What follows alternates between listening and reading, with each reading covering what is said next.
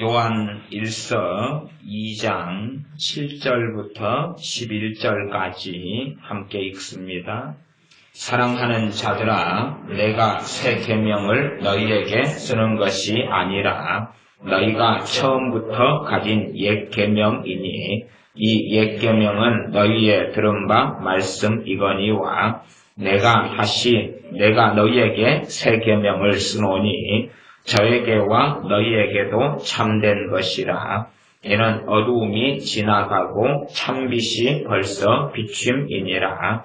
빛 가운데 있다 하며 그 형제를 미워하는 자는 지금까지 어두움 가운데 있는 자요, 그의 형제를 사랑하는 자는 빛 가운데 거하여 자기 속에 어리낌이 없으나 그의 형제를 미워하는 자는 어두운 가운데 있고 또 어두운 가운데 행하며 갈 곳을 알지 못하나니 이는 어두움이 그의 눈을 멀게 하였음이니라. 아멘. 요한 1서의 핵심 주제에는 여러 가지 말씀이 있는데 그 가운데 반복적으로 나와 있는 말씀은 형제를 사랑하라 하는 말씀입니다. 형제를 사랑하라는 말씀이 요한 1서의 핵심 몇 가지 주제 가운데 아주 중요한 주제가 됩니다.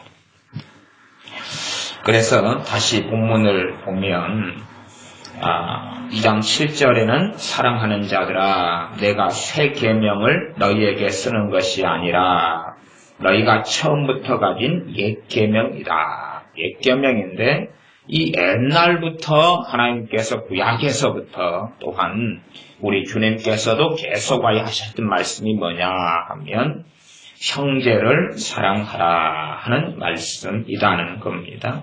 2장 9절 빛 가운데 있다 하며 그 형제를 미워하는 자는 지금까지 어두운 가운데 있는 자요. 그 형제를 미워하는 자. 당연하게 여기서 말씀하는 형제라는 것은 가족 간의 육적인 관계 가운데의 형제를 이야기하는 의미가 아니라 함께 예수를 믿는 사람인 그리스도 안에서 함께 하나님의 자녀된 사람들을 형제라 그렇게 말씀합니다. 함께 예수를 믿는 사람들, 그런 형제를 미워하는 사람은 어두운 가운데 있는 사람이다.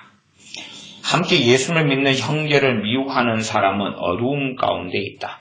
어두운 가운데 있는 사람은 당연하게 마귀의 공격을 많이 받을 것이고 어두운 가운데 있기 때문에 그의 기도 생활은 잘 되지 않을 것이고 하나님의 말씀 생활에 실패할 것이고 당연하게 성령 충만을 받지 못하고 살 것이고 하나님의 은혜 속에 살지 못하게 됩니다. 우리 한국 교회의 가장 심각한 문제 가운데 하나는 뭐냐 하면 분열이고 싸움이고 다툼입니다. 교회가 가장 심각한 해와 훼손을 입는 그러한 무서운 문제가 있다면 그건 분쟁이고 싸움이고 다툼입니다. 우리가 아시다시피 가족 간의 관계에서도 돈 문제 혹은 유산의 문제를 가지고 더 가지기 위하여 형제 간의 싸움, 다툼, 미움이 벌어진다면 그 가족은 분열되고 무너지고 맙니다. 부부간의 관계에 있어서도 상대방에게 미움을 가지고 있고 상대방을 사랑하지 않는다면 그 부부간의 관계는 오래가지 못하거나 혹은 큰 고통 속에 지내게 될 겁니다. 교회에 가장 심각한 암이 있다면 그 암은 분열, 싸움, 다툼이 됩니다. 우리 한국 사람들은 역사 이래로 항상 분열하기를 좋아하고 당파 싸움을 좋아하고 또한 전라도, 경상도 등의 싸움과 다툼을 좋아했습니다. 너가 좌하면 내가 우하고 내가 우하면 저하리라 하는 것처럼 아브라함같이 조카 롯과의 다른 관계 속에서 너가 어느 거든지 좋은 걸 선택하면 나는 다른 것을 선택하겠다. 그런 게 아니라 너가 어떤 것을 주장하더라도 나는 너의 반대편에 청개구리 같이 서겠다. 나는 너와 함께 할 수가 없다. 아무리 너가 옳은 것을 주장하더라도 나는 그것을 틀렸다 하고 그리고 싸움을 일으키겠다 하는 민족성, 국민성이 우리나라 사람들 안에는 있습니다. 그래서 믿는 사람들의 신앙과 믿음을 무너뜨리는 가장 무서운 것 중에 하나가 싸움, 다툼, 분열입니다.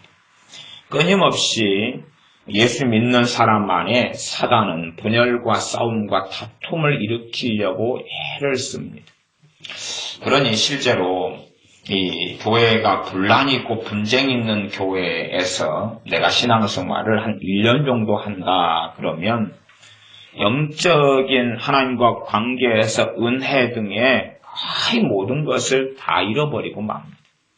다 잃어버리면서 분란과 싸움이 표면화가 되든지 아니면 숨어있든지 특별히 이제 교회 중직자, 장로님이라든지 목사님이라든지 하는 중직자, 남전도 회장이라든지 여전도 회장이라든지 이런 좀 어느 기관의 장이라든지 하는 중직자분들이 좀 더 어리석게 행하고 약점이 있고 허물이 있고 문제가 있다면 그렇다면 당연하게 그 문제가 눈앞에 보이기 때문에 그들의 허물을 용납하고 덮어주고 혹은 그들이 어리석음 속에 들어가 있으면 그들을 사랑하여 기도하기보다는 그들을 정죄하고 비난하거나 판단하는 것이 훨씬 더 쉬울 겁니다. 그리고 겉으로 드러나는 분열이 아니더라도 안에서 그들에 대한 판단과 정죄와 비난을 가지는 가운데 안에서 골마가는 그러한 문제를 가지고 있다면 그리고 그 속에서 내가 1년, 2년, 3년을 보낸다면 그 사람이 아무리 그 전에 성령 충만한 삶을 살아왔고 열심히 기도해왔고 뜨겁게 주님을 섬겨왔더라도 그들의 신앙과 믿음이라는 것은 아예 심지어 흔적도 찾아보지 못할 정도로 영적 침체 속에 폐가 망신 속에 들어가고 맙니다. 그래서 저는 그런 의미에서 우리 한국교회의 가장 무서운 문제가 분열이다, 싸움이다, 다툼이다 그렇게 봅니다. 가정 안에서 한 피를 받은 형제나 가족이라도 분열하고 싸우고 다투는 것이 우리 한국 사람들의 습성인 것을 압니다. 그렇기 때문에 함께 사랑을 나누고 함께 화합하고 얼굴을 보고 즐거워해야 될 명절 때만 되면 거의 안 싸우는 가정이 별로 없을 정도입니다. 명절 때만 되면. 몇 년 전에 주 5일 근무가 실행된 다음에 부부가 함께 지내는 시간이 많아졌습니다. 많아진 다음에 특이한 현상이 하나가 벌어졌는데 이혼율이 증가하였습니다. 토요일 날 되면은 오전 근무만 하고 오후에 왔던 남편이 이제는 토요일도 회사를 안 가고 쉬게 되었어요. 이틀간을 쉬게 되니까 부부간의 싸움과 다툼과 마찰과 분열은 더 많아졌습니다. 더 많아져서 이혼율이 많이 증가됐습니다. 실제로 어떤 부부들은 주말 부부로만 지냈으면 이혼하지 않고 헤어지지 않고 살았을 부부들이 주말 부부에서 이제 매일 함께 지내는 부부가 되면서 이혼율이 급격하게 증가되는 통계 자료도 있습니다. 그런 것처럼 함께 시간을 보내면 당연하게 서로 같은 점보다는 다른 기호, 다른 생각, 다른 견해, 다른 판단, 다른 행동, 다른 감정, 다른 정서가 나타날 겁니다. 제가 최근에 고속버스를 타고 서울을 가는데 그 옆에 좌석에 어느 부부가 탔었습니다. 부부가 중년의 부부 한 50대 한 중반 이쪽 저쪽 중반보다 좀 더 나이가 많거나 그 정도 되는 부부가 탔는데 휴게소에 도착한 다음에 이제 아마 아내가 화장실을 먼저 들어갔어요. 남편이 볼일을 본 다음에 아내의 화장실 앞에서 기다리고 있었어요. 기다리고 있었는데 아내가 얼마나 잽싼가 남편을 놔두고 혼자 버스로 돌아온 거예요. 자기 혼자 먹을 걸 사가지고. 남편은 버스 시간 출발할 때까지 내내 기다리다가 이 아내가 화장실에 안 나오니까 전화도 해보는데 전화도 안 받는 거예요. 그리고 이제 버스로 돌아오니까 자기 마음으로 하는 이미 자기 혼자 먹을 거 다 먹고 얌얌얌 그래 좋다고 앉아있는 거예요. 그러니까 이 50대 중후반 되는 남자분이 성질이 나고 머리에 김이 나가지고 거기 소리를 지르시면서 도무지 당신을 이해할 수 없다고, 도저히 당신을 이해할 수 없다고 이렇게 소리를 몇 번 지르더라고요. 아니 내가 화장실 앞에 기다리고 있었는데 어찌 나는 보지 않고 내가 어디 있는지 알아볼 생각도 않고 그냥 당신 할 것을 다 하면서 손살같이 살아대가지고 먹을 것 다 먹고 그리고 이렇게 좌석에 앉아있냐. 도무지 이해를 못하겠다고 그런 소리를 지르더라고요. 저 부부는 그래도 한 20-30년은 살았을 것 같은데 아내의 어떤 행동에 대하여 남편이 도무지 이해 못하겠다고 소리를 몇 차를 지르는 것을 보면서 그렇게 우리가 함께 살고 사랑해도 다른 존재라는 것. 문제는 다른 사람들이 함께 지내면서 사랑하는 것이 다툼과 분열을 없애는 영약이고 치료약인데 그 사랑도 그리스도 안에의 사랑. 주님께서 우리를 얼마나 사랑하시는지를 체험하고 경험하고 믿고 그 속에 살아가면서만이 가능한 사랑. 그것이 형제 사랑으로 나타나죠. 특별히 부부가 다 믿는 사람이라면 더 형제의 사랑은 뜨거워야 할 겁니다. 부부간의 육적인 사랑을 넘어선 더 위대한 사랑. 그러나 함께 지내는 시간이 많을수록 다툼과 싸움과 분열이 많아져 갈 수 있습니다. 그래서 고린도 교회에서도 분열과 싸움이 가장 큰 문제가 되기도 했습니다. 고린도전서 1장에 보면 고린도 교회가 분열하면서 나는 누구에게 속하였네, 나는 아볼로에게 속하였네, 나는 게바 베드로에게 속하였네, 나는 사도 바울에게 속하였네, 아니다, 나는 예수님 파다 하는 등의 분열과 다툼이 일어났던 문제가 제 첫 번째 문제로 고린도전서 1장에 다루어져 있습니다. 그래서 너무 파당과 분당과 다툼이 심해지는데 그것의 이유 중에 하나는 고린도전서 2장으로 넘어가면 시기와 질투라고 이야기합니다. 다툼이 그 성령 충만했던 교회 고린도 교회에서도 분열과 다툼이 가장 큰 문제가 되어져 왔습니다.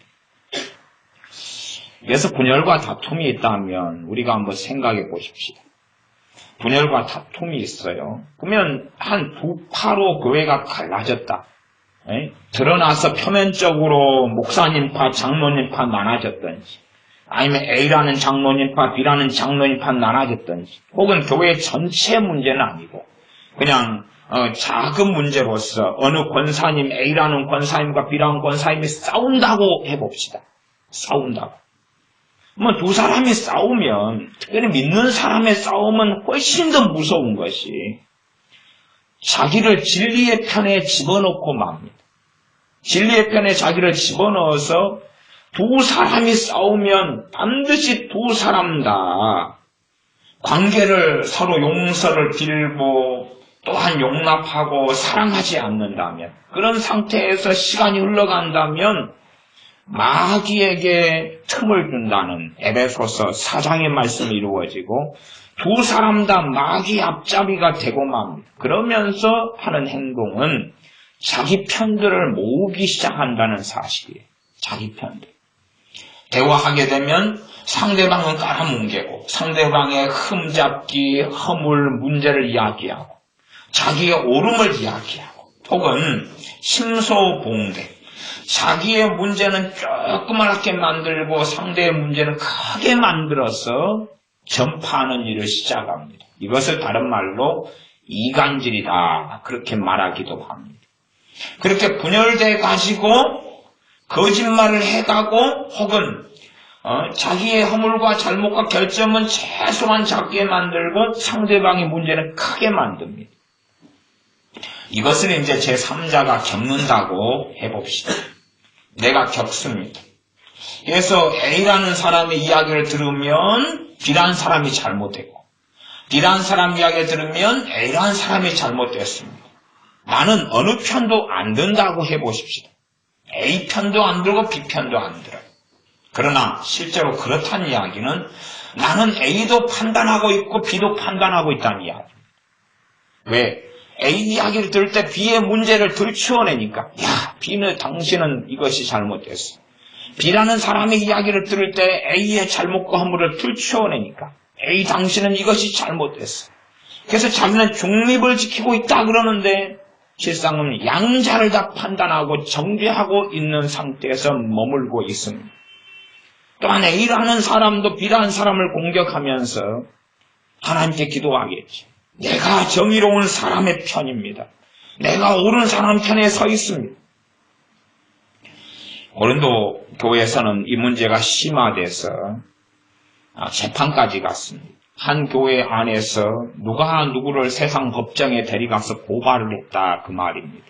그러니 사도 바울이 심각하게 오히려 고발을 해가지고 또 고소해가지고 너가 너의 기득권을 유지하거나 너가 옳다는 걸 증명하려고 하는 것보다는 오히려 손해를 보고 피해를 입는 것이 더 낫지 않냐. 하나님 앞에서는 너가 오히려 손해를 보고 막 고소를 안 하고 피해를 보는 것이 더 낫다. 그런 말씀을 증거하고 있는 것이 고린도전서입니다. 물론 제가 모든 상황에 있어서 그것을 극단적으로 주장해서 믿는 사람이 다 고소하면 안 된다. 그런 이야기를 하고 있지는 않습니다. 어떨 때는 상대방이 억울하게 모함을 하면서 공격할 때 같이 정당하게 자기의 결백을 드러내기 위하여 재판을 하는 것도 종종 필요합니다. 그러나 실제로 재판을 해야 될 것이 한 건이 있다면 오히려 내가 피해를 당하고 손해를 당하는 것이 옳은 것은 9건이 된다는 이야기를 저는 하고 있는 것입니다. 사람들은 다 자기로 옳다고 생각하지만 오히려 주님께서는 너가 손해를 보고 피해를 당하는 것이 낫다. 그렇게 말씀하시죠. 그래서 이 교회들을 살펴볼 때에 분열, 싸움, 다툼은 상당히 무서운 것인데 얼마나 무섭냐 하면 그 상황 속에서 한 1년 정도만 지내게 되면 이제는 영적인 침체와 비극이 일어나기 시작한다는 사실입니다. 그가 가지고 있는 믿음과 신앙이 송두리째 다 사라지고 없어지고 맙니다. 없어지고 맙니다. 영적인 침체 속에 들어가고 맙니다. 문제는 자기의 죄를 발견하지 못한다는 사실이에요. 왜냐하면 이 분쟁과 싸움 속에 들어간 사람이 두 파로 나눠졌다면 어느 파든지 간에 자기들이 옳다고 주장하지. 우리 잘못입니다. 우리 파 잘못이에요. 당신은 대파고 우리는 쪽파인데 쪽파인 우리들의 잘못입니다. 우리가 회개합니다. 하는 분열은 찾아볼 수 없기 때문에 그렇습니다. 양자가 다 자기들의 옳은 점을 부각시켜가지고 우리가 이 부분은 옳다. 우리가 잘못했다 할지라도 우리는 1개 잘못했고 너희들은 9개 잘못했다. 우리는 이렇게 사소한 잘못만 했고 너희들은 심각한 잘못을 했다. 이 두 편이 그런다는 사실입니다. 그리고 교회의 그런 분열 속에 다툼 속에서 점점 상대방을 비난하고 정죄하고 그런 가운데 자기 의를 입고 살아가면서 얼마간 시간이 지나면 성령 충만했다 해도 다 그걸 잃어버릴 것이고 은혜 속에 복음의 영광을 누리고 살다가 주님과 함께 동행하는 사람이라 할지라도 그 모든 은혜를 다 잃어버리고 맙니다. 우리 한국교회들이 종교화된 가장 근원적인 이유에는 이 분열과 다툼, 싸움이 있습니다. 이것 때문에 우리는 정말로 많은 사람들이 패가 망신하고 말았습니다. 전 세계에 하나님께서 부흥을 주셨을 때들이 있어 왔습니다.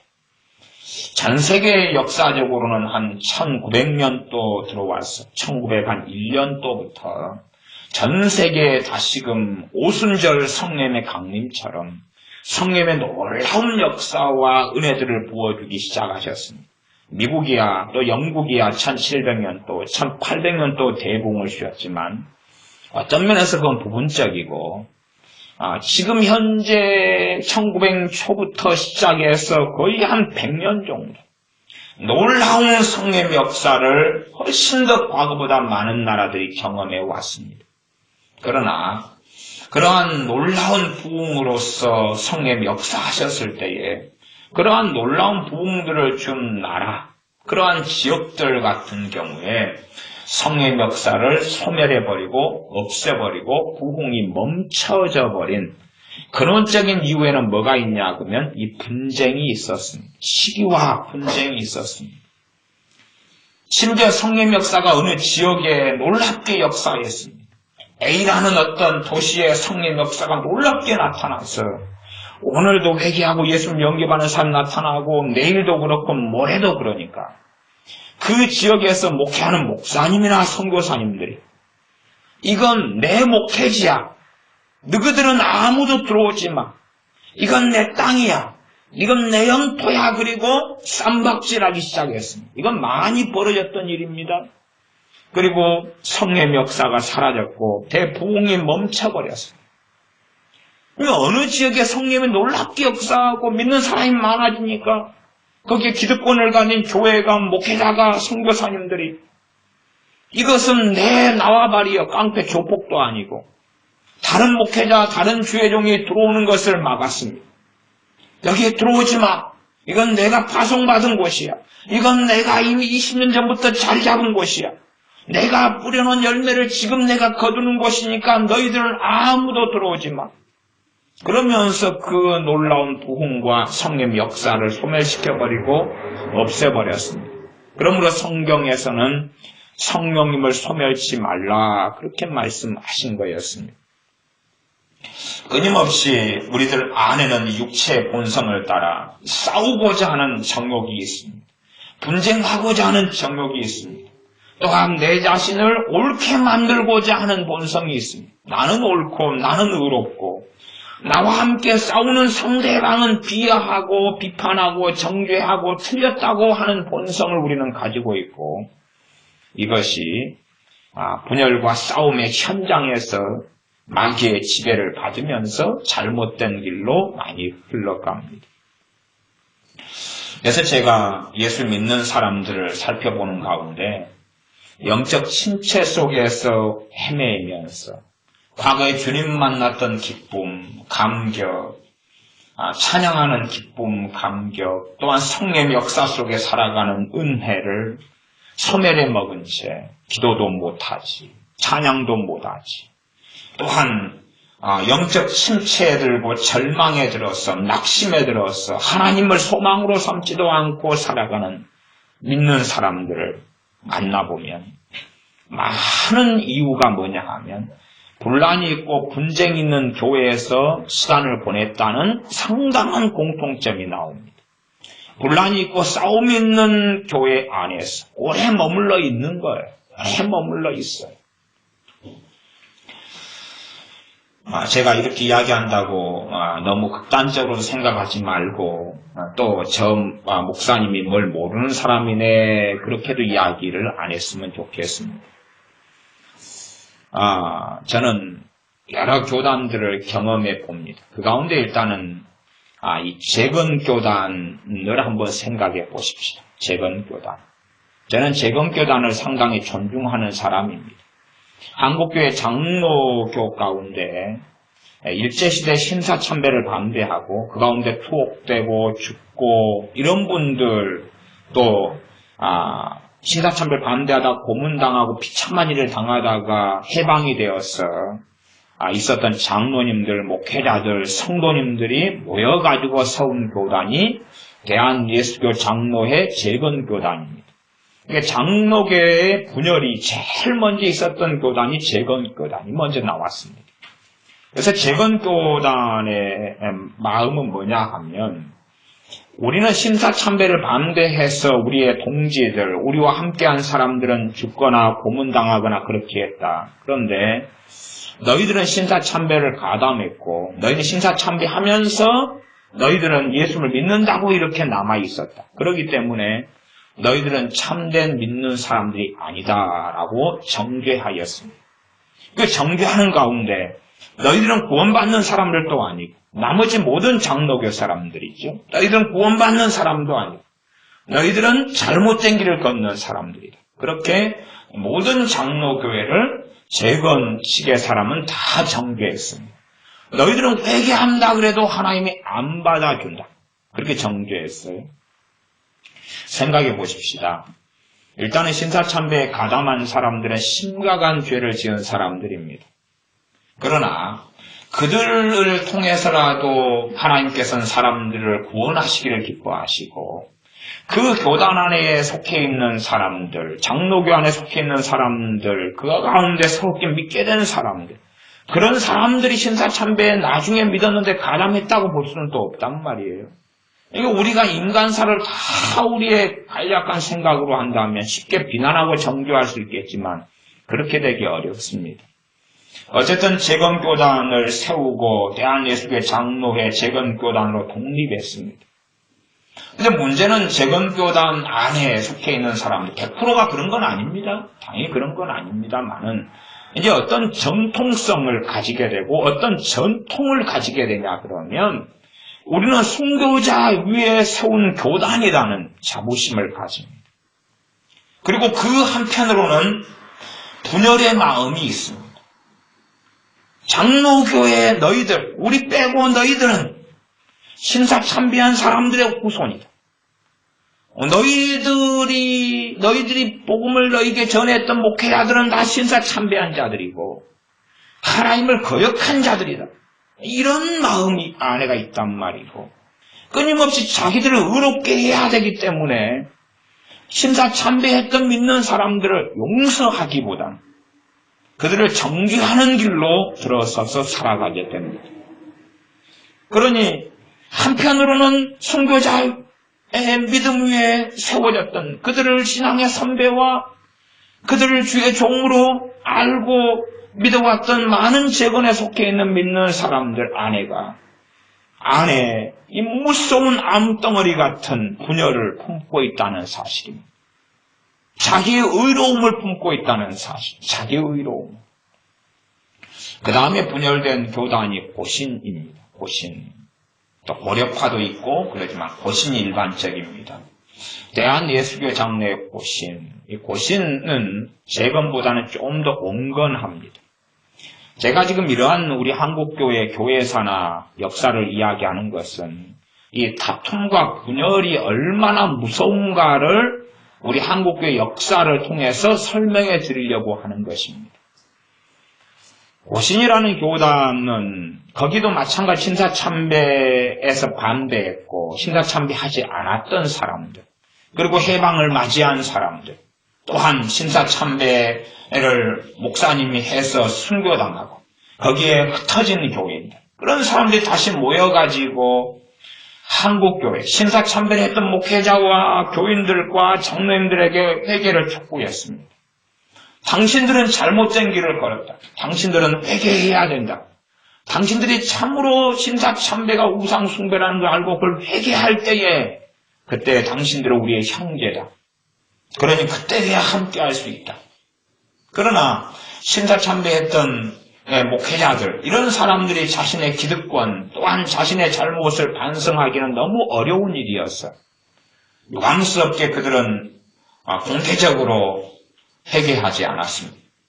그 결과로 신사참배를 반대했던 사람들, 또한 그들과 관계됐던 핍박을 받았던 믿는 사람들은 너희들이 회개한다면 너희와 함께 길을 가겠다. 너희와 함께 믿음의 형제로 살겠다 했는데도 기득권을 가진 사람들이 회개치 아니하므로 다시 대한예수교 장로의 고신 혹은 고려 이렇게 갈라졌습니다. 그리고 교단을 형성했습니다. 두 번째, 장로교가 갈라진 일입니다. 그렇게 이제 분열을 시작합니다. 시작하면서 지금은 그때 이후로 시간이 얼마나 많이 흘렀습니까? 50년대로 이야기한다면은 60년 이상의 세월이 흘렀습니다. 이제 지금 현재 고신이다. 그러면 지금 현재 믿는 사람들은 일제시대 신사참배하고는 상관이 있는 사람들입니까? 없는 사람들입니까? 상관이 없는 사람들입니다. 그렇죠? 없는 사람. 아주 극소수의 노인분들 말고는 아무 상관이 없습니다. 기껏해야 그들의 자녀 세대, 그들의 손자 세대, 이런 세대겠지. 그들의 심지어 증손자 세대가 될 수도 있겠습니다. 혹은 새롭게 믿은 사람들이 대부분이겠지. 그러면서 고신교단에 들어왔습니다. 자, 이제 고신교단이라는 프라이드, 자부심, 정체성을 이야기할 때에 과연 뭘 가지고 설명해야 될까요? 설명하려면 간단하게 정직하게 이야기한다 그래도 결과론적으로는 교회 안에 있는 분열을 일으키는 정신과 마음이 기본으로 깔려 있을 수밖에 없습니다.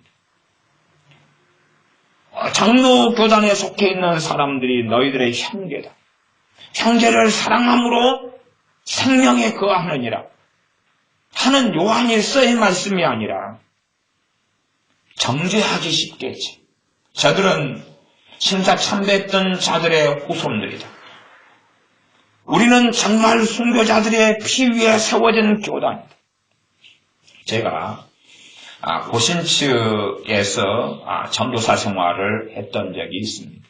그러니 고신 측에서 오랫동안 신앙생활을 해왔던 목사님, 그분 목사님 같은 경우는 알려진 아주 큰 전통 있는 교회에서 장로님까지 하셨습니다. 이렇게 큰 교회 장로님이 된다는 것은 쉬운 일이 아닙니다. 솔직히 정치성도 있어야 되고 재산도 좀 있어야 되고 하는 등 또 전통성도 있어야 됩니다. 어쨌든 큰 교회 장로님을 하셨던 분이 나중에 신학교를 나오신 다음에 목사님이 되셨어요. 그러니 그분이 가지고 있는 자부심은 굉장히 강렬했고 그분의 설교 때마다 나오는 것은 우리 고신교단, 우리 고신교단 하는 그런 이야기들이 계속하면서 제가 객관적으로 정말로 고신교단에 대한 이 계속 부추기는 프라이드 자부심이 강하고 반면에 고신교단 아닌 사람은 얼마나 하찮은가, 얼마나 천덕꾸러기며 얼마나 쓸모없고 볼품없는가. 그런 것이 계속되면서 형제를 사랑하는 것보다는 주님은 그리스도는 머리시고 예수 믿는 사람들은 다 본질적으로 하나의 교회고 지체들입니다. 예수 믿는 사람들은 하나의 몸을 구성합니다.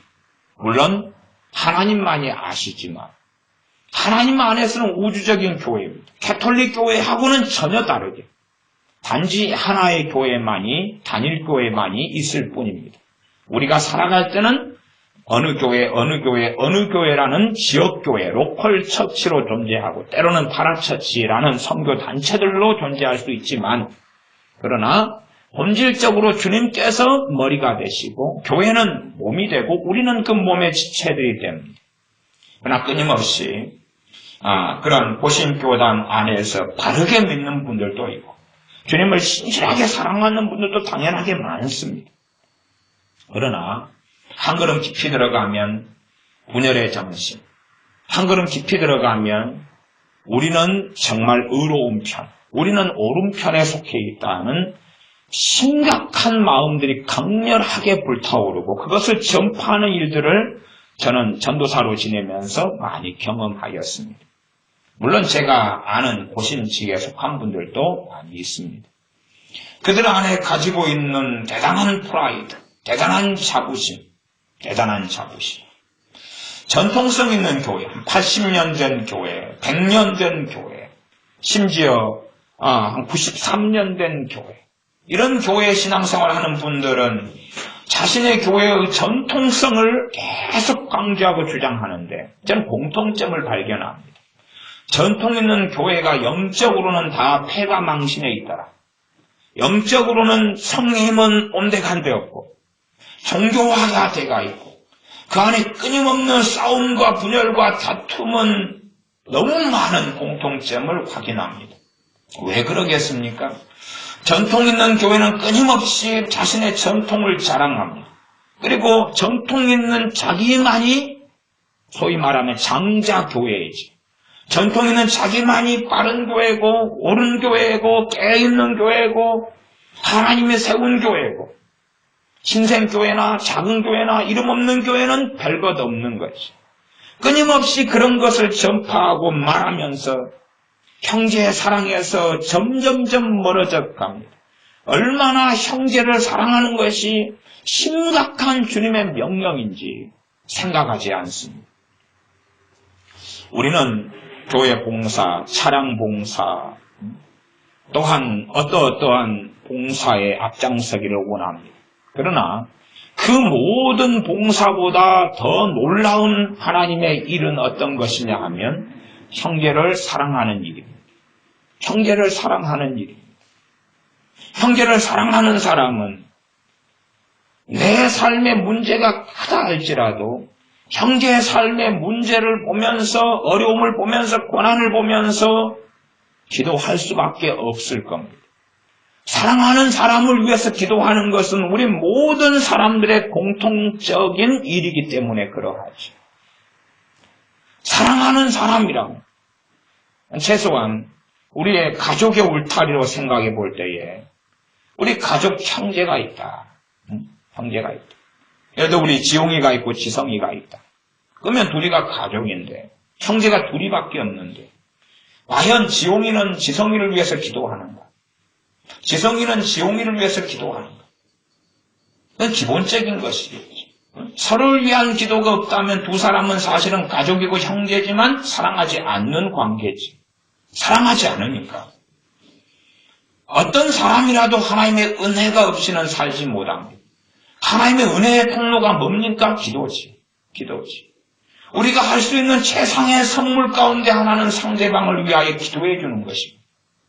그러나 형제라 할지라도 사랑이 없는 사람은 상대방을 위해서 기도하지 않지. 부부가 서로를 사랑한다면 상대방의 영적인 친지, 상대방의 낙심, 절망, 때로는 많은 문제들을 때문에 시험에 들지 않게 하기 위하여 악에서 건져달라고 기도할 수밖에 없을 것입니다. 그러한 것처럼 우리가 형제를 사랑한다면 단지 가족의 울타리를 넘어서서 우리는 그 사람을 위해서 간절히 하나님께 나아갈 수밖에 없을 겁니다. 사도 바울의 서신들을 살펴보면 사도 바울은 많은 믿는 사람들을 위한 간절한 기도로 그의 서신서들을 채우고 있습니다. 그들을 위한 간절한 기도와 탄식으로 성경에 기록합니다. 왜냐하면 사도 바울은 정말로 형제들을 사랑했던 사람이기 때문에 그러합니다. 끊임없이 사단은 교회 안에 분열을 일으키려고 그럽니다. 또한 합당한 명분을 주려고 애를 쓰죠. 드러난 허물과 문제가 있으면 분열하기 좋은 명분을 얼마든지 쉽게 가질 수 있을 것이고 우리는 거기에서 그들을 용납하고 사랑하고 심지어는 그 형제라고 일컫는 사람이 변화되지 않는다 할지라도 나는 그 형제를 사랑하는 길을 걸어갈 것이냐 아니면 판단하고 정죄하고 비난하고 비판하고 하는 데서 멈출 것이냐. 그래서 우리 한국교회가 많은 영적 침체 가운데 잘못 가운데 걸어왔던 이 문제 중에 심각한 것은 이 분열이고 싸움이고 다툼입니다. 그 가운데 일반적인 현상은 나는 옳다.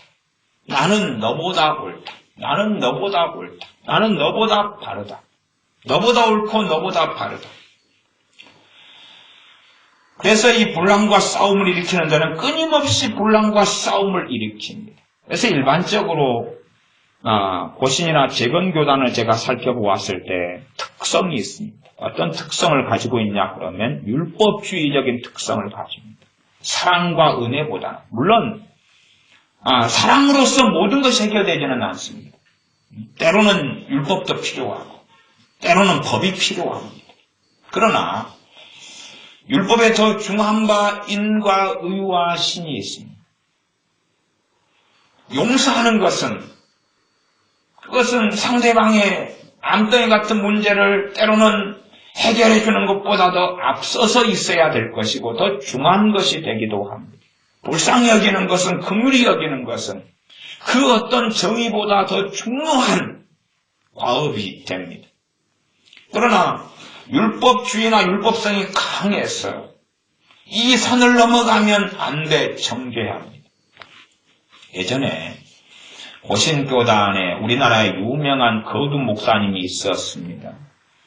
우리나라에 이 신학적인 기초를 놓거나 조직신학이나 성경신학에 있어서 알려진 목사님들이 몇 분이 있는데, 첫 번째 목사님은 박형용 박사님이라는 분이 있고, 두 번째는 박윤선 박사님이라는 분이 있습니다. 저는 고신교단의 박윤선 박사님, 그분 교수님이기도 했는데 목사님이죠, 당연하게. 그분의 이야기에 한 토막을 하려고 그럽니다. 박윤선 이 박사님, 이분은 우리나라의 목회자로서는 성경 주석을 처음으로 정본을 쓴 사람이기 때문에 얼마나 하나님 말씀에 박합하시겠던 주의 종인지 우리가 생각해 볼 수가 있습니다. 옛날에 어떤 우리나라에 오셨던 선교사님 한 분이 6.25 그쪽에 지경에 미국으로 이제 돌아가시게 됐습니다. 그런데 선교사님이 돌아가려면 주로 군용 비행기를 타거나 혹은 군함을 이용해서 돌아가는 그런 일들 외에는 드뭅니다. 어찌 돌아가시기로 했는데 고국으로 미국으로 돌아가시게 됐는데 하필이면 그 돌아가시는 날이 주일이었습니다. 주일이어서 이 박윤선 박사님이 그분을 배웅하려고 주일에 가게 되었습니다. 물론 그분이 주일날 예배를 안 드린 것도 아니지만 어쨌든 배웅하려고 주일에 갔어요. 그래서 그 선교사님을 주일날 안녕히 가십시오. 고생했습니다. 다음에 뵙겠습니다. 그리고 배웅을 했습니다. 문제는 그것이 노회와 교단에 알려졌습니다. 박윤선 박사님이라는 고신에 속해 있는 이 신학교 교수님이 주일날 주일 성수도 하지 않은 채 그런 채 선교사님을 배웅했다네. 그래서 총회에서 정죄를 받았습니다. 왜냐하면 주일을 어겼다는 것이지요. 사실은 그런 율법주의가 얼마나 강성했고 강한지 그런 것은 너무나 여러 가지로 말할 수 있는 그런 문제들을 고신이나 재건교단은 가지고 있습니다. 그런 것처럼 이제는 복음으로 살기보다는 형제를 사랑함보다는 자신이 가진 잣대를 가지고 정죄하기 바쁘다는 사실이죠. 그러함에 바른 교리는 가지고 있고 또한 바른 말씀의 이해는 가지고 있을지 몰라도 유감스럽게 저는 100% 그렇다는 이야기가 아닙니다. 얼마나 그렇게 되기 쉬운가를 이야기하고 있습니다. 나는 옳다면 그래서 한 교단의 정치성, 교단의 역사, 교단의 전통성을 높인다면 나머지는 그것보다 볼품 없게 될 것 아닙니까? 제가 나름 했던이라고 저는 이야기했습니다. 존경했던 어떤 우리나라의 유명한 이름만 대면 알만한 목사님이 있습니다. 그 목사님은 치유사역을 유명하게 하시는 분인데 그분이 어느 때 여수에 오셨습니다. 그래서 제가 유명한 목사님 치유 집회에 참여했습니다. 물론 그분을 통하여 많은 분들이 치유가 일어났어요. 많은 분들이. 그래서 우리 여수에도 많은 교회들이 그분을 초청해서 집회를 해드렸습니다. 근데 그분의 설교를 들으면서 제가 충격을 받았습니다. 어떻게 저럴 수가 있는가. 그분은 자기가 죽을 고비를 경험했습니다. 죽게 됐습니다. 그런데 회개하면서 엎드리고 살려달라 그럴 때 주님이 살려주시면서 병 고치는 신유의 은사까지 주셨어요. 그러면서 그분이 정말 많은 사람의 질병을 치유했습니다. 근데 그분의 설교를 들으니 어떤 내용이냐 그러면 오직 교단은 우리 통합교단밖에는 없습니다. 이런 레파토리입니다. 정말 우리 통합교단만 참된 하나님의 교단, 그분은 통합식이거든요. 그래서 그분이 분기피하는 교단은 통합식 교단만 주로 돌아다니시더라고요. 유명한 분이니까. 근데 그분의 안에는 프라이드와 자부심은 오직 통합 그러는 것입니다. 큰 교단들은 다 자기가 장자교단이라고 그럽니다. 합동도 장자교단, 통합도 장자교단. 저는 합동교단 출신입니다. 그 옛날로 돌아가면 1979년에 합동교단에서 많은 교단이 분열된 사건이 있었습니다. 많은 교단이 그때 분열된 1979년의 사건이 있습니다. 신학적으로는 모세의 문서설이라는 건데, 모세 오경의 문서설. 총신대 당시 학장님이신 김희보 학장님. 어쨌든 그런 여러 이유로 해서 교단이 분열되었습니다.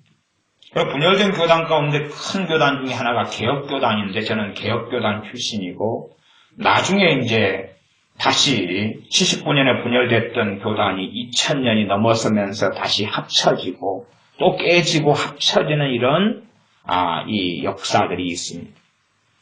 일단은 79년에 거기에서 합동 주류와 비주류라 그래서 많이 갈라졌습니다. 갈라지면서 사람들은 무엇을 주장하겠습니까? 싸움과 분열이 일어나면 상대방을 사랑하기보다는 일단은 정죄해야지만이 내가 옳은 사람이 됩니다. 갈라져 나간 너희 비주류는 틀려. 비주류 입장에서는 너희가 틀렸어. 너희가 교리적 신학적으로 틀렸어. 그래서 이제 합동해서 주류와 비주류라 그럽니다. 그래서 갈라졌습니다. 그렇게 해서 서로 시간이 2000년이 좀 넘어서 다시 합쳐지고 그렇게 됐으니까 79년부터 21년, 23년, 21년 정도를 계속하여 싸워왔습니다. 그러면 그 싸우는 동안에 과연 목회자들은, 교수님들은, 또한 중직자들은 무엇을 이야기하겠습니까? 우리가 옳다고, 상대방이 틀렸다고. 다 그랬습니다. 저는 거기에서 신학을 했고 어릴 때부터 거기에서 자라고 왔으니까. 상대방의 문제점을 이야기하면서 내 문제점은 이야기하지 않지요. 그런 분열의 역사를 겪고 왔습니다. 그런 가운데 다시금 합쳐졌는데 그 합쳐지는 것이 정상으로 합쳐지겠느냐 그 말이에요. 다시 거기에서 또 분열되고 또 분열됐습니다. 합쳐지려고 해도 거기에 찬성하는 사람들, 반대하는 사람들, 그대로 남는 사람들. 그러니 합쳐지다 보니까 3분의 1은 합쳐졌는데 3분의 1은 또 딴 데로 떠나버리고 3분의 1은 남고, 그러니 더 많은 이 장로교가 생겨나는, 장로교 더 많은 분파들이 생겨나게 됐습니다. 어쨌든 저는 합쳐지는 건 좋은 일이다 생각합니다.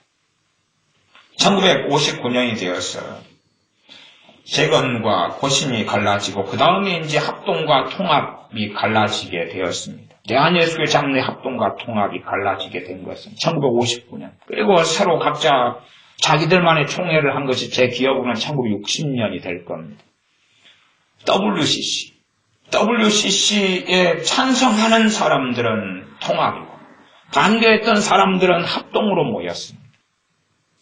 자, 이제 어쨌든 저는 WCC를 반대하는 입장이고, 또한 WCC는 심각한 종교 다운주의의 준비 과정이라는 거 저는 인식하고 알고 있습니다. 또한 작년인가 재작년 부산의 백스코 해면서 WCC 총회를 가졌을 때에 그들의 동성애 성향을 보아요. 그들의 템플 스테이, 그들이 절간에 있으면서 같이 참선하고 중옷을 입고 WCC에 있는 중직자들이 돌아다니는 것을 우리는 자료를 통해 다 알고 보았습니다. 그러니 WCC의 그 열매를 우리는 보았을진데 과연 그들이 바른 신앙, 바른 믿음, 또한 그들이 총회를 할 때에 무당을 불러다가 구슬하는 것을 우리는 압니다.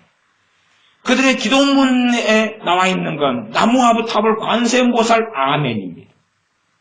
그러니 그들의 정체성을 우리는 알지. 일단은 1959년 돌아가서 이 WCC에 반대하는 측과 찬성하는 측으로 갈라졌고 숫자는 비등합니다.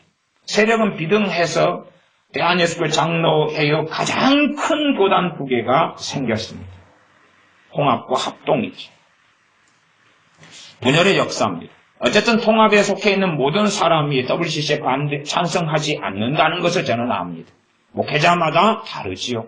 어떤 사람들은 중립을 지키고 있고 침묵하고 있고 어떤 사람은 적극적으로 찬성하는데 가담하고 있기도 하고 어떤 사람은 열심히 반대하는 운동을 통합에 속했는데도 버리는 분들이 있습니다. 어쨌든 진리가 아닌 것, 틀린 건 반드시 틀린 거지만 그럼에도 불구하고 형제를 사랑해야 된다는 절대 진리가 있습니다. 교회에 무서운 일은 이 분열의 역사고 이 분열과 다툼이 벌어지는 데는 영적인 황폐함이 일어나고 맙니다. 그래서 한국 교회에서 성령 충만을 잃어버리고 기도에 주님을 열심히 한 20년, 30년 믿었다가 패가망신한 신앙이 되어버리는 사람들의 많은 부류가 분란 있는 교회에 머물러 있었더라는 겁니다. 싸움 있는 교회에 머물러 있었더라는 겁니다. 그러면서 나는 신사적이니까 싸움에 가담하지는 않아. 나는 중립이야. 중립의 문제는 제가 앞에 말씀드렸습니다. 양자를 다 비판하고 정죄하고 있는 것입니다. 정말로 다른 분이라면 양자를 비난하기보다는 오히려 자기가 회개하고 그리고 양자를 위해서 중보기도하고 있을 것입니다. 비판하고 비난하지 않는 가운데서. 그러나 그럴 영성이 되지 않는 분들은 저는 그렇게 생각합니다. 책임 있는 위치가 아니고 정말 그 싸움과 분란의 자리에서 버틸 믿음이 안 되는 분들은 싸움과 분란의 문제가 정리된 때까지 떠나 있는 것을 권하는 것이지. 떠나 있는 것을. 그 다음 나중에 돌아오면 되잖아요. 그래서 화평케 하는 자로 주님 앞에 서야 됩니다. 우리 예수를 믿는 사람들은 피스메이커, 화평케 하는 사람들. 물론 진리 밖에서가 아니라 진리 안에서입니다. 진리의 사랑으로 화평케 하는 사람이 되어져야 됩니다.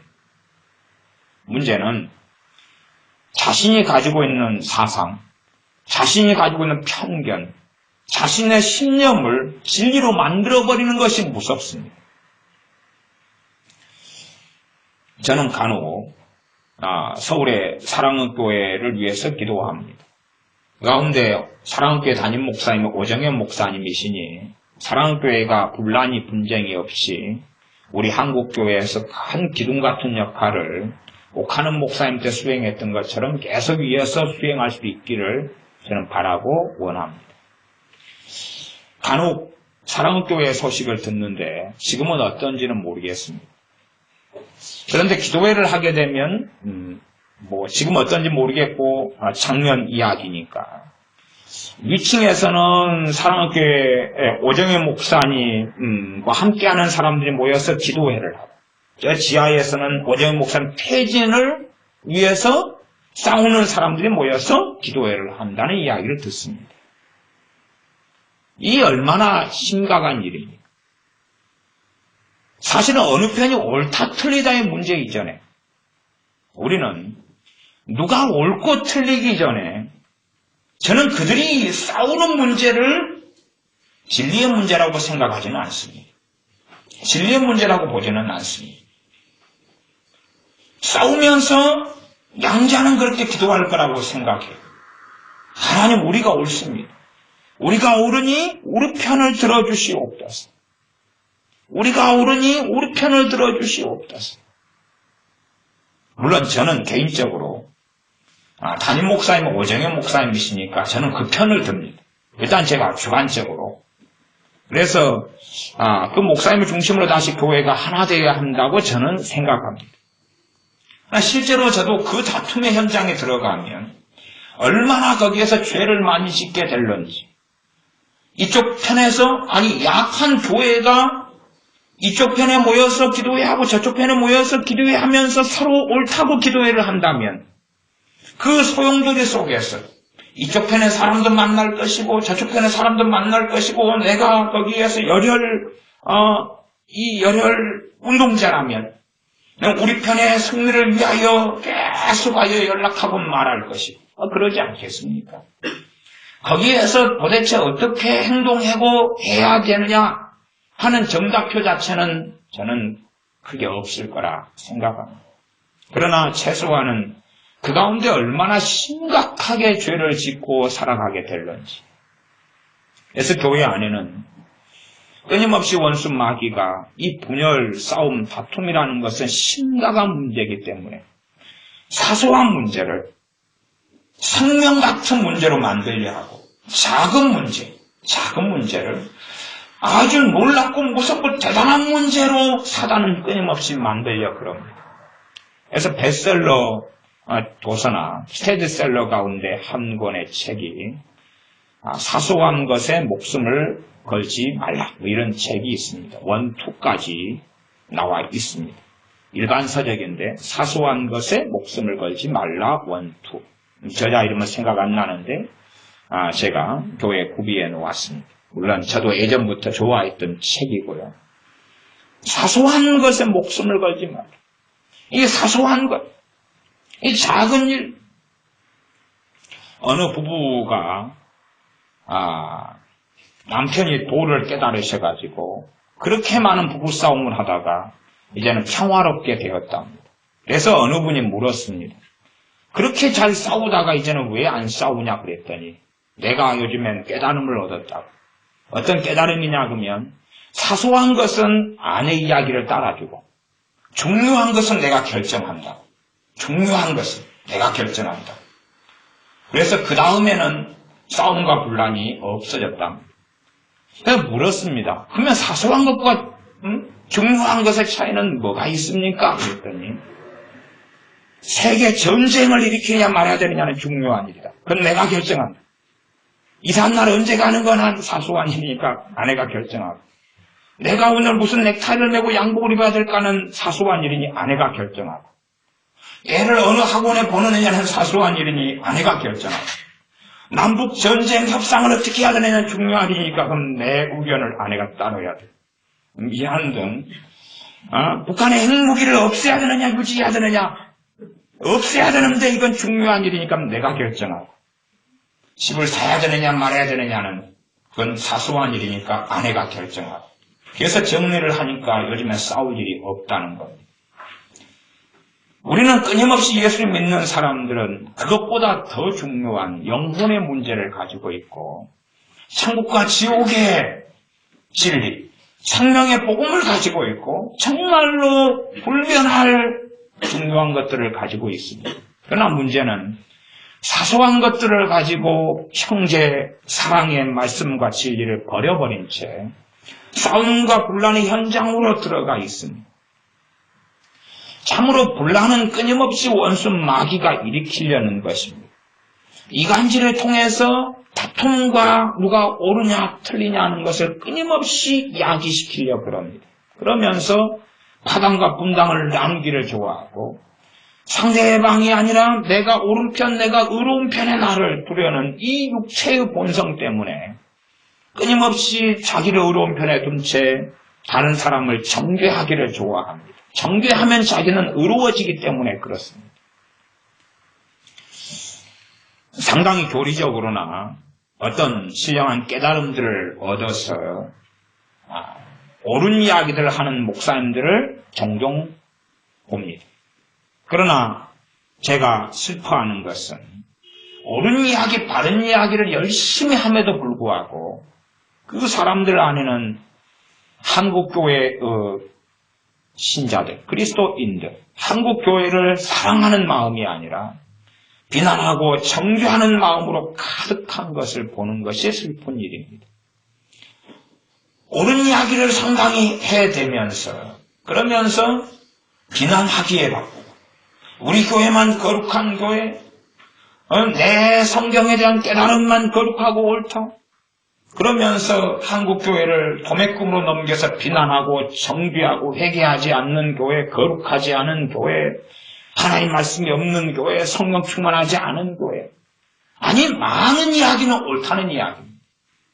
그러나 주님께서 우리에게 물으시는 것은 한국교회도 주님의 교회이기 때문에 사랑하느냐. 한국교회가 미지근해 가고 라우디아 교회처럼 되고 처음 사랑을 잃어가는 교회라도 정말 사랑하느냐. 다른 교회가 분란 있고 싸움이 있어도 단지 저 교회를 보면서 하고 비난하고 정죄하고 그리고 욕하고 그러기보다는 정말 사랑하느냐. 사랑해서 그들을 내 지체로 여기고 그리고 기도하느냐.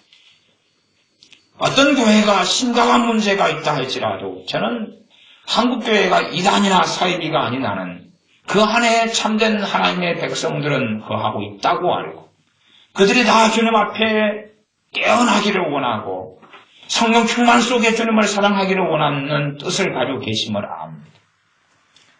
그러니 실상은 많은 사람들이 옳은 것처럼 자기의 옳음을 이야기하고 교리적 옳음을 이야기하고 또한 성경을 이렇게 저렇게 해석하면서 주장하지만 그러나 과연 그들 안에 사랑이 있는가? 사랑이 있는가? 우리의 문제도 그렇습니다. 정말 우리가 11조를 내는 것 중요하고 하나님께 감사하는 삶을 사는 것 중요하고 기도 생활하는 것 중요하고 많은 것이 중요한데 그러나 성경 말씀에 따르면 형제 사랑하는 것이 더 중요하다는 걸 아느냐, 그걸 배우느냐 하는 것을 우리가 살펴보아야 됩니다. 그래서 일단은 요한 1서 2장 말씀이었죠. 요한 1서에서 몇 구절만 읽어보고 말씀을 마무리해 가겠습니다. 요한 1서 2장 10절입니다. 그의 형제를 사랑하는 자는 빛 가운데 거하여 자기 속에 꺼리낌이 없으나 형제를 사랑하는 사람은 그 사람을 만날 때 뭐가 없다 그럽니까? 꺼리낌이 없다네. 꺼리낌이 없다. 근데 내가 어떤 믿는 사람을 만날 때 꺼리낌이 있다는 이야기는 내 안에가 그에 대한 미움이 있다. 미움이라는 것으로 내가 자각하지 못할지라도 최소한 그에 대한 판단과 정죄와 비난이 있다는 것입니다. 내 안에 꺼리낌이 있다면 이미 나는 형제를 사랑하지 않는 속에 있다는 것입니다. 내가 어떤 사람 만날 때 꺼려진다면 문제는 내가 어떤 사람을 볼 때마다 꺼림이 있어요. 꺼림이 있어요. 그래서 아는 믿는 사람, 그래서 골목길을 스쳐 지나가면 꺼림이 있다면 나는 그를 사랑하지 않고 있는 것이. 문제는 그가 형제라면 물론 그가 참된 하나님의 자녀일런지 그렇지 않을런지는 우리의 판단의 몫은 아닙니다. 최소한 그가 예수를 믿는다고 공적으로 신앙 고백하고 살아가는 믿는 사람이라면 그의 삶의 문제는 우리의 문제는 아니니까 우리에게 꺼리낌이 없어야 한다는 것입니다. 꺼리낌이 없어야 한다는 것입니다. 그래서 꺼리낌이 내 안에가 있느냐, 꺼리낌이 있느냐. 그게 있다면 나는 그것이 있는 믿는 사람, 지금 형제 이야기를 하고 있으니까요. 형제, 예수를 믿는다는 사람에 대하여 꺼리낌이 있다면 문제는 그런 사람이 많은 것만큼 꺼리낌이 강렬한 것만큼 주님과 나는 거리가 멀어진다는 사실입니다. 그건 정리해 가야 됩니다. 11절 그의 형제를 미워하는 자는 형제를 10절은 사랑하는 사람은 빛 가운데 거하여 꺼리낌이 없다고 이야기했고 꺼리낌이 없다고 이야기했고 사랑하는 사람은 뭐가 없다고요? 꺼리낌이 없다. 그러면 최소한 사랑하지 않은 사람은 뭐가 있어요? 꺼리낌이 있다. 이 꺼리낌을 지금 성경은 이야기하고 있습니다. 11절 그의 형제를 미워하는 자는 어두움 가운데 있고 또 어두움 가운데 행하며 갈 곳을 알지 못하나니 이는 어두움이 그의 눈을 멀게 하였음이니라. 형제를 미워하는 사람은 눈을 멀게 했다는 것은 소경이 되었다 그 말이에요. 무슨 소경입니까? 영적 소경이 영적 소경. 영적 소경이 돼요. 육체의 소경은 아닙니다. 영적 소경이니까 하나님 말씀을 깨닫겠어요? 못 깨닫겠어요? 못 깨닫습니다. 영적 소경이니까 주님을 배울 수 있어요? 없어요? 못 배워요. 예배 때에 기도할 때에 주님을 배우지 못합니다. 어떤 사람이요? 형제를 미워하는 사람. 이제 2장을 좀 넘어가서 3장으로 가겠습니다. 3장 10절입니다. 3장 10절 말씀 제가 읽습니다. 이러므로 하나님의 자녀들과 마귀의 자녀들이 나타나니는 분명히 드러나나니 그 말입니다. 분명히 드러나나니 그 말은 나타나나니로 이 개역성경 번역이 됐습니다. 하나님의 자녀들과 마귀의 자녀들이 분명히 드러납니다. 뭘 통해서요? 첫 번째, 무릇 의를 행치 아니하는 자, 의를 행치 아니하는 자, 하나님 말씀대로 살지 않는 사람을 이야기하죠. 의를 행치 않는 자, 또는 그 형제를 사랑치 아니하는 자, 의를 행치 않는 자, 그 다음 또는 그랬어요. 또는 오어즈 영어로 한다면 또는 그 형제를 사랑치 아니하는 자는 하나님께 속하지 아니하니라. 형제를 사랑하지 않는 사람은 형제에 대해서 뭘 말하겠어요? 이간질, 비난, 판단, 정죄, 헤아림을 이야기하겠지. 정말로 숨은 사랑보다 나은 것은 책망이라고 이야기했습니다. 그래서 신명기 말씀에도 형제를 정말로 또한 이웃을 정말로 사랑하는 사람은 그들을 책선한다. 그들을 책망해서 그 잘못되고 틀린 것을 바로잡아 주는 길을 걸어간다고 말씀합니다. 그래서 이 숨은 사랑보다 책망은 더 뜨거운 사랑이다. 그러나 이 책망도 안에 동기는 다릅니다. 사랑에서 나오는 책망이 있고 비난과 비판과 정죄에서 나오는 책망이 있습니다. 그 잘못된 것을 상대방을 도와줘서 바르게 잡아주는 책망이 아니라 단지 제3자에게 그들의 허물, 그들의 문제, 그들의 잘못을 험담하는 것, 비난하는 것, 판단하는 것에서 멈추고 말지. 내가 정말로 내 입에서 나오는 형제를 사랑한다면 단지 그들에 대하여 문제점만을 말할 뿐이 아니라 내 기도 속에 그들은 살아있을 것입니다. 내 기도 속에 그들이 있겠지. 그들이 있겠지. 야, 누구 집사님은 믿음도 없어. 라고 말하기 전에 그 믿음 없는 그 집사님을 주님 도와주소서. 나도 믿음이 없을 때가 많고 또한 나도 몸이 아프면 연약해질 때가 많습니다. 그러니 도와주시옵소서. 나는 긍휼과 사랑이 있을 터인데 그것이 아니라 험담하고 비난하고. 저는 그렇게 생각합니다.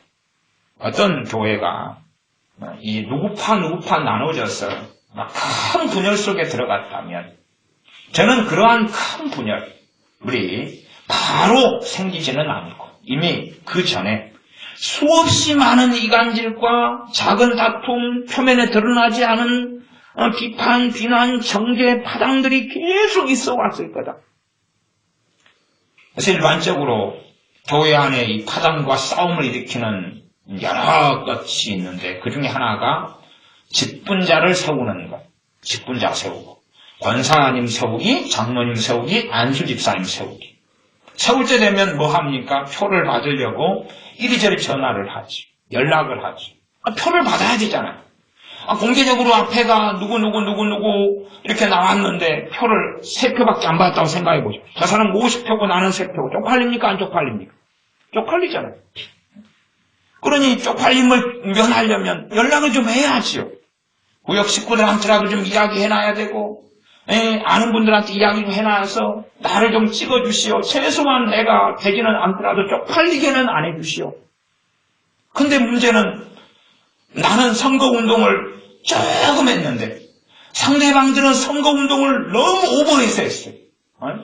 그냥 뭐 권사님 모임이 있다 그러니까 50만을 줘가지고 밥 사 먹으라 그러고 그 어디 청년의 모임이 있다 그러니까 피자를 갖다 10판을 보내고 20판을 보내고 치킨을 30마리를 보내고 그래서 그걸 들었는데 열받아야 안 받아요. 열이 받죠. 성질을 하지요. 공평하게 당하지는 않습니다.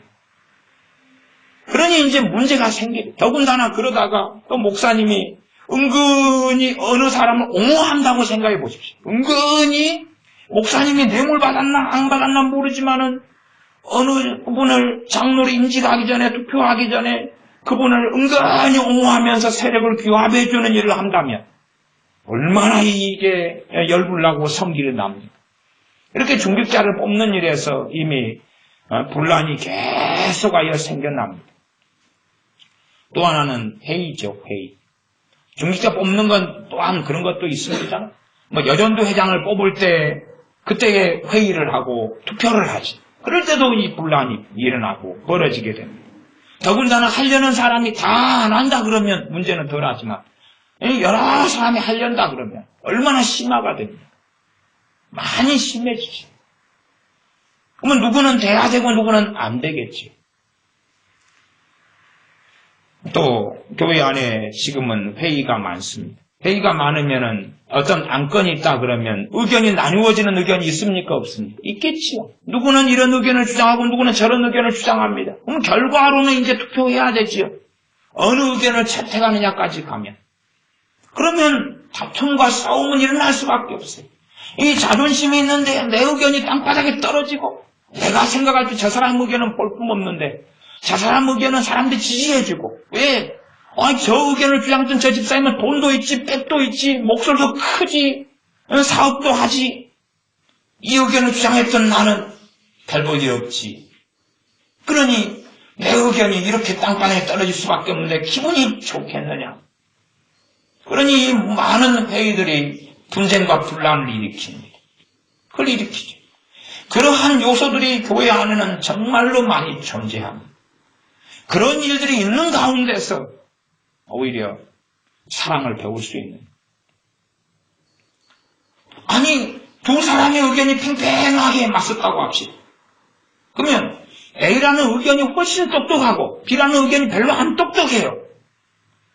근데 그런 걸 알면서도 A라는 사람이 오히려 자기 의견을 포기하고 B라는 의견을 지지할 수 있느냐는 거예요. 무엇 때문에? 더 중요한 진리 때문에. 형제 사랑 때문에. 저 B라는 의견을 따라가면 매일 돌아가야 돼. 내 A라는 의견, 내 똑똑한 의견을 따라가면 다이렉트로 지름길로 확 갈 수 있는데 저 미련한 의견을 들으면 삐뚤삐뚤 돌아가야 돼. 그러나 형제를 사랑하기 때문에 이 똑똑하고 지혜로운 내 의견을 포기해버려요. 나는 내 의견 포기합니다. 나를 지지하는 사람이 더 많아도 포기합니다. 나는 저 집사님 의견을 나는 찬성합니다. 난 저 교회 한 표입니다. 동의합니다. 제청합니다. 정말 그럴 수 있느냐는 거죠. 그러나 끊임없이 우리는 이 싸우는 정욕으로 인하여 분란하기를 좋아하고 형제의 사랑을 선택하기보다는 자기의 의의를 세우려고 달려가는 본성을 가집니다. 그러나 이 3장 10절로 가면 물을 의를 행치 아니하는 자나 또는 그 형제를 사랑치 아니하는 자는 하나님께 속하지 아니하니라. 형제를 사랑하지 않는 사람은 하나님께 속하지 않는다라고 사도 요한이 정말로 무서운 말씀을 증언합니다. 우리가 하나님께 드리는 최고의 일은 당연하게 복음을 전파하는 것입니다. 또한 그에 못지않게 예수 믿는 사람이 모여서 주님께서 마지막 겟세마네 동산에서 기도하시고 그럴 때에 저들이 하나가 되게 해주십시오.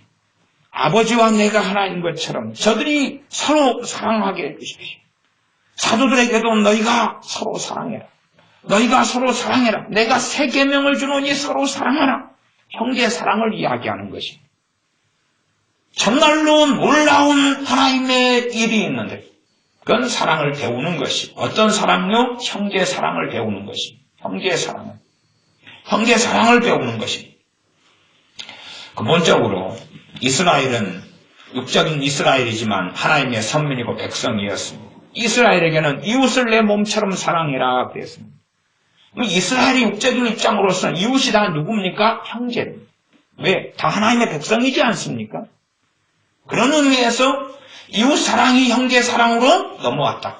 그것도 볼 수 있고 한편으로 다소 다른 측면도 있습니다. 이웃 사랑과 형제 사랑이 다른 측면이 있지만 근원적인 것은 같아요.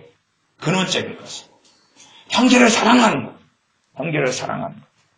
물론 성경은 이스라엘 백성들에게 나그네들, 이방인이 와가지고 그하고 있는 나그네를 사랑하고 대접하고 접대하고 너희도 과거에 객이었고 애굽 땅에서 나그네였다고 말씀하면서 다른 타민족들을 사랑할 것도 말씀하고 그들에게 선을 베풀 것도 말씀하세요.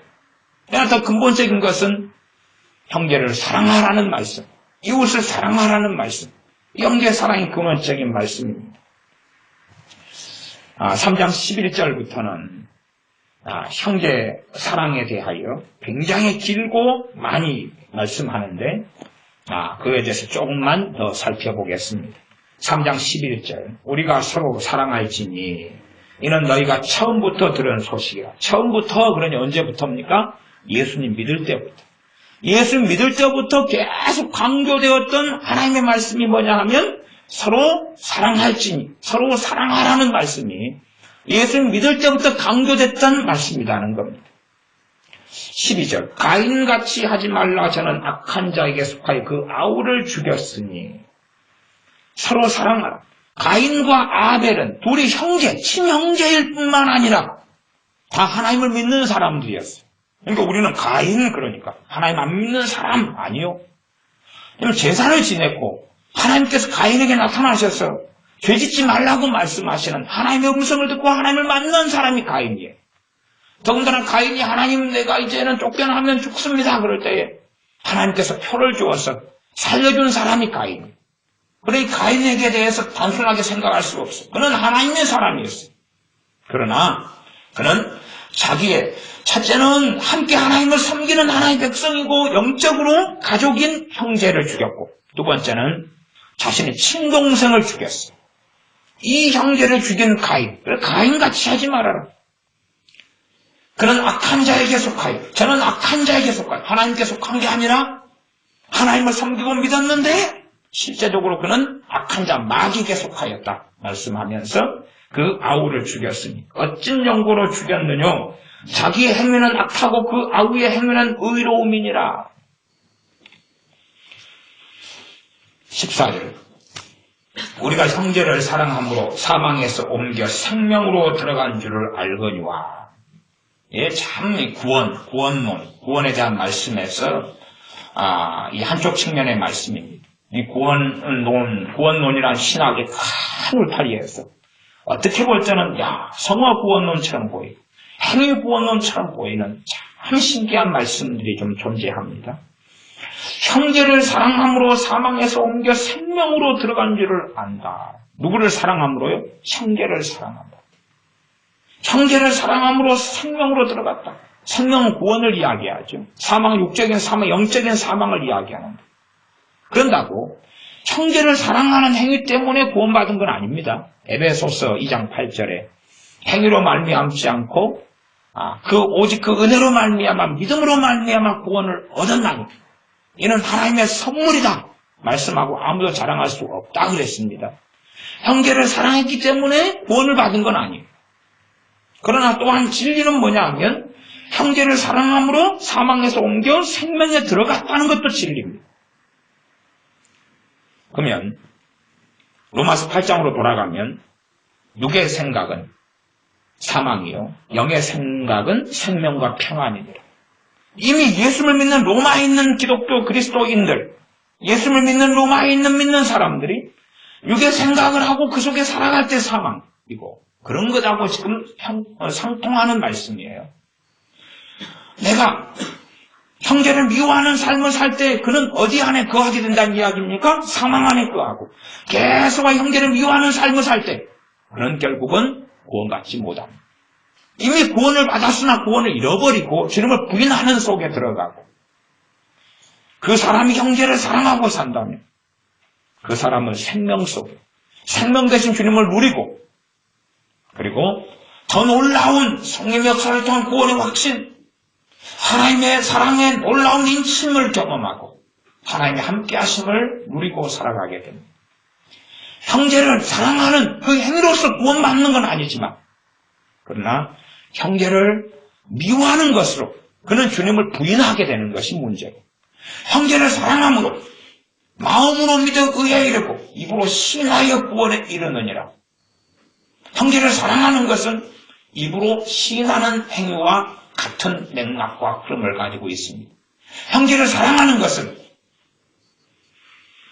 하나님께서 나를 구원하신 것처럼 저 사람을 구원했다는 것을 이 억만가지 죄악을 지은 나를 용서하신 것처럼 심지어 나보다 더 죄 지은 사람처럼 보이고 나보다 더 악한 사람처럼 보임에도 불구하고 주님께서 저 사람을 구원하셨고 용서했다는 것을 깨닫고 알기 때문에 그를 형제로서 받아들이고 사랑하는 길을 걷는 것입니다. 복음이 무엇인지를 아는 사람이지 하나님의 용서가 무엇인지를 아는 사람은 형제 사랑의 길을 걸어갑니다. 실제로 형제를 미워하는 사람은 사망 속에 거하게 됩니다. 형제를 사랑하는 사람은 생명을 누립니다. 형제를 사랑하는 사람은 생명을 누리고 형제를 미워하는 사람은 사망 속에 가인과 아벨 이야기를 꺼내면 이건 지옥이하고 지성이 이야기. 그렇지? 너희 둘은 다 예수 믿는 사람들이고 근데 육체들이 형제잖아.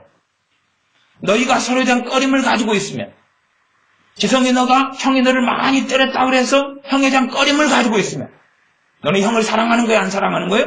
안 사랑하는 거야. 너는 사망에 거하고 너 동생을 사랑하지 않으면 너는 사망에 거하고 지혜가 은혜 사이에 꺼림을 가지고 있으면 너는 언니하고 함께 하룻밤 지내고 함께 손잡고 자는 걸 은혜는 할 수 있냐? 잘 못하지. 그렇지? 언니하고 한 침대에 누워서 오늘 밤 자고 내일 밤 자고 모레 밤 자는 걸 좋아하겠냐? 어림없지. 네 사망 안에 거하고 네 동생과 그럴 수 있냐? 네 사망 안에 거하고 그래서 너는 언니하고 손잡고 지내는 걸 좋아하냐? 어려지냐? 인생에 너는 동생과 함께 지낼 때 짜증 안 내고 성질 안 내고 사랑하고 용납해주고 그걸 배우냐?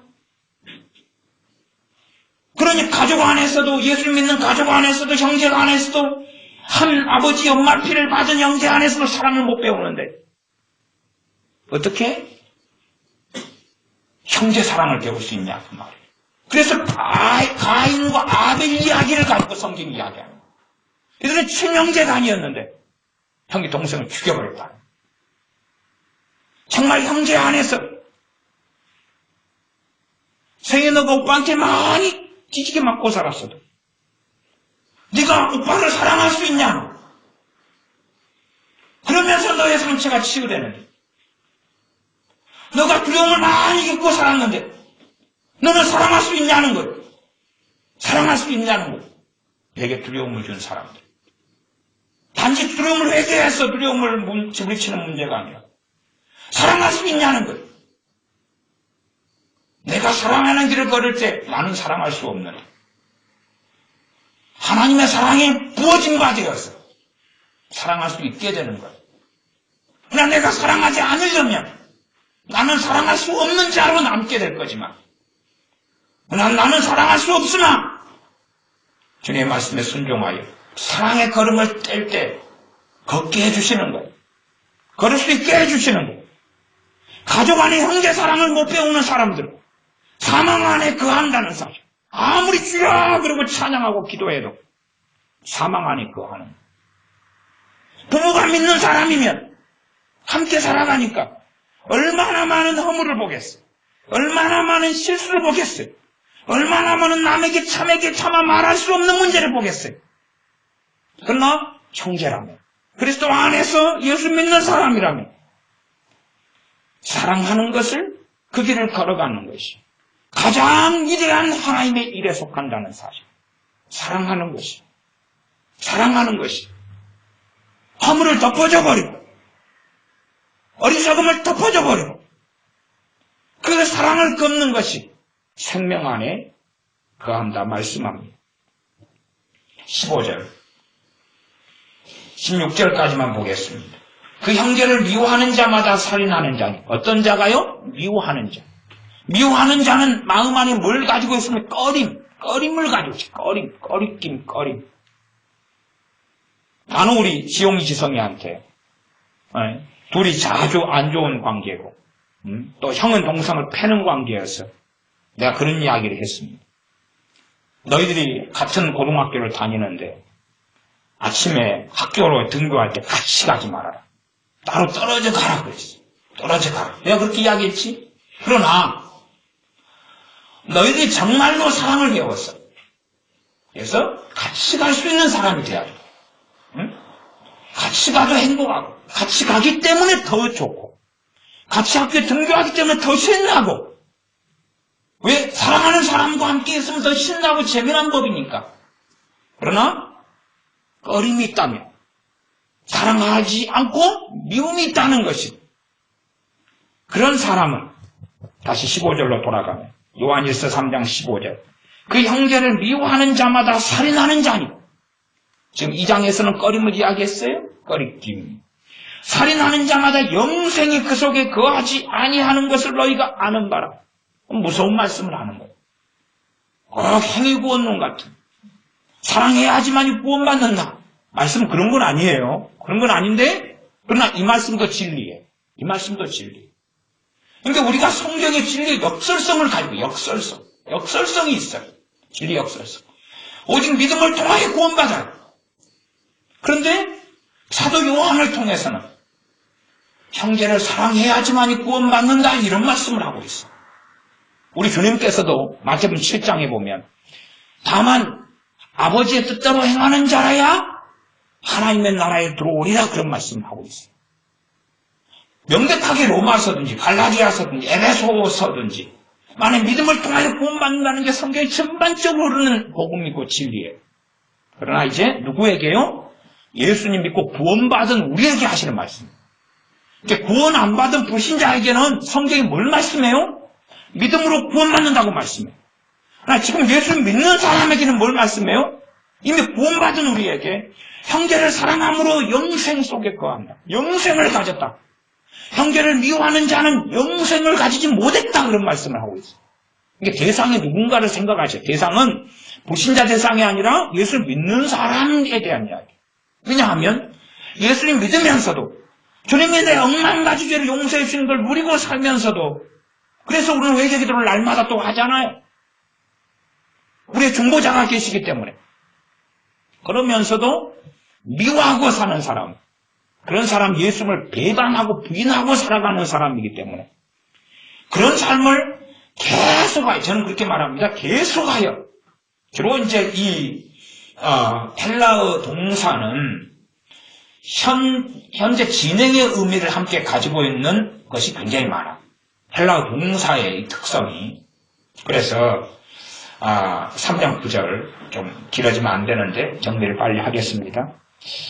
하나님께로서 난 자마다 죄를 짓지 아니하나니, 여기서 진행의 의미를 넣으면 성경의 의미가 더 맞아요. 하나님께서 난 자마다 계속해서 죄를 짓지 아니하나니구나. 죄를 짓다가 뭐 합니까? 깨닫고 회개하고, 그러다가 또 아이고 또 죄 짓고 또 회개하고, 그런 삶을 일반적으로 살아가. 이게 계속해서 죄를 밥 먹듯이 하면서도 이제 깨닫지도 못하고 자각하지도 못하고, 그리고 그것에 양심에 고발도 없고 깨우침도 없고 그러면서 살아가는 사람, 그런 사람은 이제 예수님을 부인하고 마귀에게 속한 사람이다. 하나님의 씨가 그 속에 없다. 이제 이런 말씀을 하고 있는 것처럼 형제는 미워하는데 어떻게 미워합니까? 계속하여 미워해요. 계속하여 미워해요. 그 사람은 영생이 그 속에 거하지 않는다. 이렇게 이해하는 것이 좀 더 맞습니다. 계속 형제를 미워하고 살아요. 그 사람은 누구에게 속합니까? 가인처럼 악한 자에게 속하게 되어집니다. 악한 자에게 속하게 돼요. 우리가 막 성질 나니까 막 미워하고 싸울 수 있어요. 그러다가 정말로 기도하고 하나님을 섬기는 사람은 아이고 이러면 안 되지 깨닫고 화해하고 또 용서를 빌기도 하고 용서해 주기도 하고 그러면서 하나 되는 길을 걸어갑니다. 16절, 그가 우리를 위하여 목숨을 버리셨으니 우리가 이로써 사랑을 알고. 예수님이 우리를 위해서 뭘 버리셨습니까요? 목숨을 버리셨으니까. 그걸 깨닫고 아는 사람은 사랑을 경험해요. 주님의 사랑을 경험해요. 그 끊을 수 없는 놀라운 그리스도의 사랑을 경험합니다.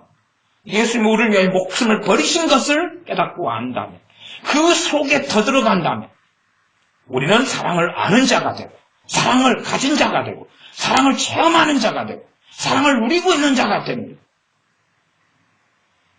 우리도 형제들을 위하여 목숨을 버리는 것이 마땅하니라. 이 정도까지 하나님은 요구합니다. 형제들을 위하여 목숨을 버리는 게 마땅하다 말씀하는데 사소한 것을 왜 못 져줍니까? 저 사람 때문에 법적인 투쟁을 안 하면 내가 5천만 원 손해봐요. 그것이 때로는 손해보는 길을 선택할 수도 있지. 그 사람이 형제면. 그리스도 안에서 형제라면. 또한 내 의견이 옳아도 상대방의 의견을 지지해 줄 수 있죠. 아니 목숨까지도 버려야 되는 판국에 내 의견 정도, 옳다고 하는 의견 정도 왜 못 져주겠냐 그 말이. 져줄 수 있는 거. 응? 형제를 사랑하는 그런 길을 우리가 걸어야 한다고 말씀합니다. 기도하겠습니다. 아버지 하나님, 원수 마귀는 교회 안에 끊임없이 이간질을 하고 분열과 다툼을 일으켜서 우리로 하여금 참으로 형제 사랑하는 주님의 길을 걷기보다는 마귀에게 속한 자가 되도록 형제를 미워하도록 비판하고 비난하고 헤아리며 정죄하도록 자기 의 속에 빠지도록 하는 길을 교회가 또한 예수 믿는 우리들이 걷도록 역사합니다. 이러한 어리석은 함정과 잘못된 삶 속에 들지 아니하고 형제 사랑하는 것을 배우게 하시며 형제 사랑의 길을 걷게 하여 주시옵소서.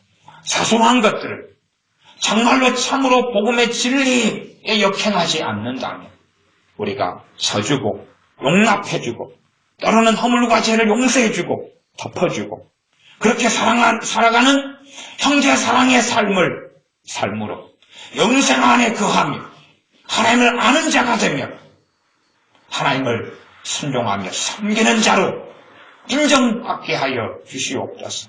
예수를 믿는 삶을 살아가는데 형제 사랑을 배우지 못했다면 얼마나 어리석은 사람이 되겠습니까? 본도교회처럼 분열하고 다투고 파장을 짓는 그런 사람들이 아니라 또한 자기 의 속에 빠져서 한국교회나 믿는 사람들을 정죄하고 비난하고 비판하는 데 앞장서는 사람이 아니라 기도하고 함께 탄식하고 애통하고 짐을 짊어지고 그리고 사랑해야 하는 그러한 길을 걷는 우리가 되게 주님 도와주시옵소서. 예수님의 이름으로 기도하옵나이다. 아멘. 함께 기도하겠습니다.